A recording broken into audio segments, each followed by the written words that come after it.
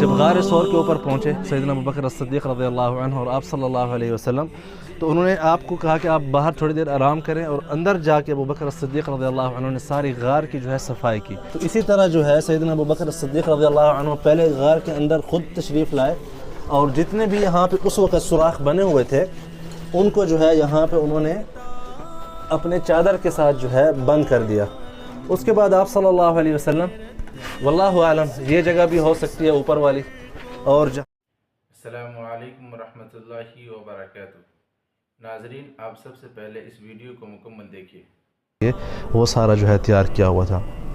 تو رات کے ٹائم پہ سوق الحضورہ جو ہے، اگر آپ کو میں دکھاؤں، سامنے یہ جو آپ کو مینار نظر آ رہے ہیں، سوق الحضورہ وہاں پہ تھی۔ آپ صلی اللہ علیہ وسلم اس طرف سے ایسے آئے اور پھر یہاں پہ تشریف لائے سیدنا ابوبکر الصدیق رضی اللہ عنہ کے گھر، اور آپ جو ہے گھر میں داخل ہوئے۔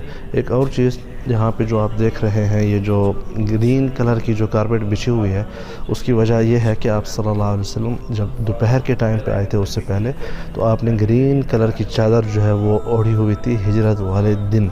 تو آئی ڈونٹ نو کہ انہوں نے جان بوجھ کے اسی وجہ سے لگائی ہوئی ہے یا بہرحال یہ میں نے کہ اس کو میں لنک کر دوں اس چیز سے، تو یہ بھی آپ کے لیے ایک انفارمیشن ہے۔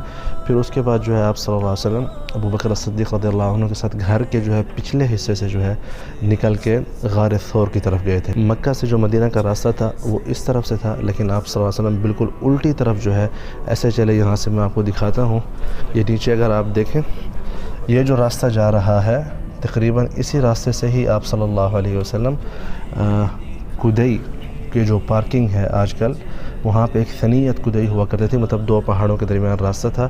آپ پہلے وہاں پہ گئے، پھر وہاں سے جو ہے آپ صلی اللہ علیہ وسلم تشریف لے گئے غار ثور کی طرف۔ تو آئیے چلتے ہیں، آپ کو دکھاتے ہیں کہ راستے میں کون کون سے واقعات اور کہاں کہاں پہ ہوئے تھے۔